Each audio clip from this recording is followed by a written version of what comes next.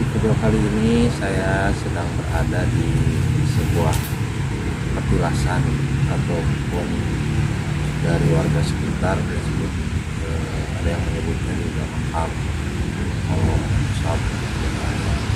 Nah, dari cerita warga sekitar, di belakang saya ini adalah sebuah makam ulama yang dahulu pernah menyebarkan agama Islam di daerah Ciaro, Nagreg, dan Limbangan dan sekitarnya.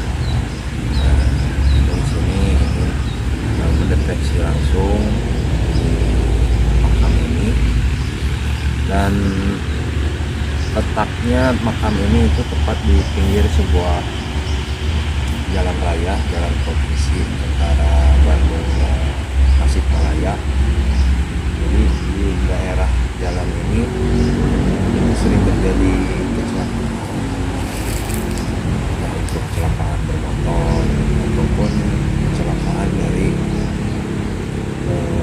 warga-warga sekitar yang sering melihat penampakan makhluk astral di daerah sini.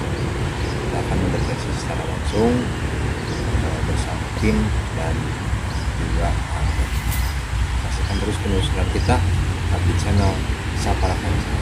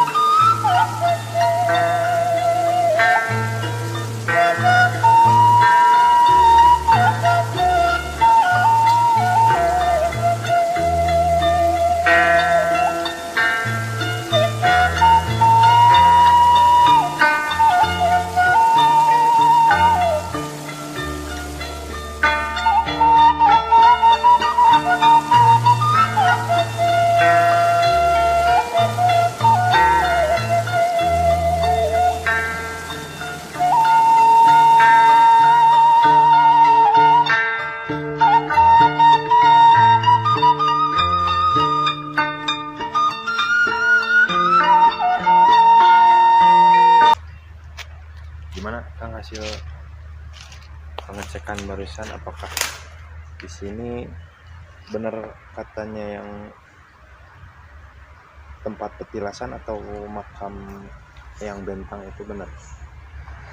Kalau barusan saya mengecek residual energinya dan saya lihat di sini bukan makam, bukan bekas makam yang bentang ya. Tapi di sini seperti petilasan. Ini merupakan simbol, saya lihat. Ini ada sebuah simbol. Kalau makam kan bentuknya lonjong ya, panjang. Kalau ini saya lihat seperti persegi 4. Nah, ini persegi 4. Ini juga sama persegi 4, cuman agak persegi panjang nih, agak lebar. Terus di tengah-tengahnya juga kan ada lagi nih, persegi panjang lagi. Nah, di sisi residual energinya ini positif. Dulu tempat ini tempat khusus sholawat atau tirakat kalau saya deteksi. Jadi tidak ada sosok apa seperti bekas makam gitu di sini. Dan kalau ini saya lihat dulu orang yang tirakat di sini ini posisinya duduk. Dulu di sini duduk. Mungkin dulu di sini Eyang Bentang pernah tapa brata di sini dengan posisinya duduk seperti ini. Posisi ini, dan terakhir seperti posisi begini nih. Posisi terakhir seperti tapa, duduk tapa. Ini energinya positif. Jadi berputar kebalikan arah jarum jam. Di sini energinya. Ini energi kalau disebutnya energi yang. Nah, kalau di sini ini juga tempat tirakat atau kholwat dan sifatnya energinya elektron atau negatif, tapi bukan sifat negatif yang ini. Konteks negatif di sini sifat yin. Jadi keseimbangan alam. Kalau saya lihat dulu yang tapa brata di sini mungkin Eyang Bentang posisinya tidur telentang di sini. Ini seperti ada bantalan di sini. Ini ada bantalan, ini posisi badan, dan ini posisinya telentang menghadap ke atas. Seperti ini posisi tidurnya. Jadi di sini sambil tapakur, sambil berzikir pada Allah Subhanahu wa taala. Dan saya lihat grounding dari energinya ini nembus ke atas. Sampai tidak terhingga saya melihat energi aura secara visual putih. Ini juga sama. Jadi di sini seperti kita membangkitkan dua sisi energi, negatif dan positif. Dan saya juga lihat di sini serta rasakan energinya. Ini sifatnya juga positif. Bahkan radius energinya bisa beratus-ratus meter. Karena di sini ada, kalau visualnya ada satu tongkat kepalanya seperti naga. Ini tongkat ini kalau misalnya secara visual goibnya tingginya hampir menyamai pohon beringin ini. Tingginya. Tapi kalau misalnya ditarik ke dimensi materi kita, dimensi fisik, tingginya pasti seperti ini nih. Kalau kita tarik pasti benda-benda pusaka selalu menyusut. Dan ini ada hubungannya kalau saya lihat itu Gunung Haruman ya, Kang Supin. Ya. Nah, posisi ini tongkat ini ada hubungannya dengan yang ada kekuatan di Gunung Haruman sana. Oh, jadi kayak sinkron gitu kan? Ya, Gunung Haruman atau Gunung Hanoman ya. Nah, kalau saya lihat di sini jadi tidak ada penampakan visual yang negatif atau energi yang mendominasi negatif, tapi di sini ada energi yang begitu besar yang menggrounding dari bumi sampai ke langit. Mungkin yang namanya Eyang Bentang itu, jadi bentang itu kan bintang. Nah, bintang. Jadi bagaimana kita orang-orang dulu, ulama dulu, mungkin ajarannya yaitu tauhidnya kuat. Kan innalillahi wa inna ilaihi rajiun. Asal kita berasal dari Allah dan kita juga kembali kepada Allah. Nah, dari sini mungkin hasil tapakur para aulia diterjemahkan dengan bentuk-bentuk visual riyadoh atau tirakatnya dengan beberapa versi mungkin. Tapi di sini saya lihat hasil dari riyadoh di sini akan membuat seseorang menjadi lebih dekat kepada Allah. Jadi di sini saya lihat tidak ada penyalahgunaan lokasi seperti pesugihan atau ritual-ritual yang bersifat negatif lah. Namun di sini hasil tapakur riyadohnya seperti itu. Jadi kita membangkitkan satu sisi energi yin atau negatif dan satu sifat sisi energi yang. Biasanya sulit di sini kalau kita bisa mau membentuk energi dalam satu tempat dua energi bersamaan gitu. Nah, mungkin kalau misalnya para pemirsa ingin merasakan atau membangkitkan energi-energi spiritual kita, bisa datang ke tempat ini karena energinya sangat besar sekali di sini. Cocok ya Kang di sini. Iya. Tapi jangan kita menyalahgunakan, kita langsung menyembah batu atau menyembah pohon beringin ini. Tapi kita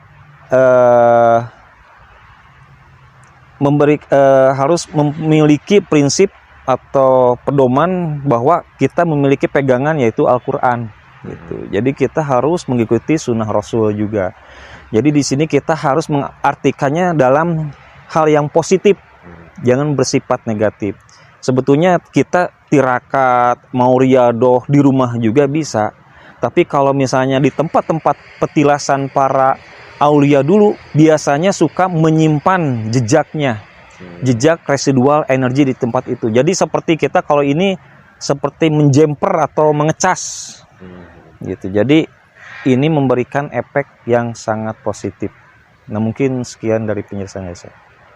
Nah, untuk pertanyaan yang dari warga sekitar, untuk kan di sini dekat lokasi kecelakaan di jalan raya dekat area makam keramat ini, itu berarti udah pasti bukan pengaruh dari daerah sini ya Kang? Oh, bukan. Kalau di pinggir jalan itu jalan apa namanya? Jalan raya Nagreg. Jalan raya Nagreg. Tasikmalaya. Pas belokan ke arah. Jadi dia tikungan terus kudunan gitu. Kalau saya lihat itu tidak ada hubungannya dengan energi yang di sini, bahkan energi yang di sini yang selalu menjaga gitu. Kalau waktu penulisan malam itu mungkin di sana kita akan menemukan hal-hal yang bersifat negatif. Selain itu juga kita lihat medannya sangat tajam, tikungan-tikungan dan turunannya. Iya, dan jalurnya jalur provinsi pasti cepat. Tapi kalau dilihat dan dirasakan energi residualnya dari sini, itu ada sosok seperti Korin yang gentayangan, perempuan. Mungkin habis kecelakaan atau tertabrak di sana, dan itu suka ada malam-malam tertentu berdiri di pinggir jalan sana. Mungkin sifatnya mengganggu ya, bukan ini, tapi itu tergantung dari kadar keimanan kita juga. Nah, itu tadi para kanca di rumah penjelasan dari Kang Rizwan. Jadi untuk para kanca di rumah yang ingin napak tilas di tempat ziarah ataupun petilasan manapun, untuk selalu menjaga dan melestarikan lokasi tempat petilasan ataupun makam yang terdapat di suatu daerah, dan melakukan setiap ritual ataupun napak tilas dengan mengikuti aturan-aturan yang berlaku di wilayah setempat. Tetap jaga dan lestarikan budaya Indonesia. Saksikan terus channel kami tetap di Satra Kanca.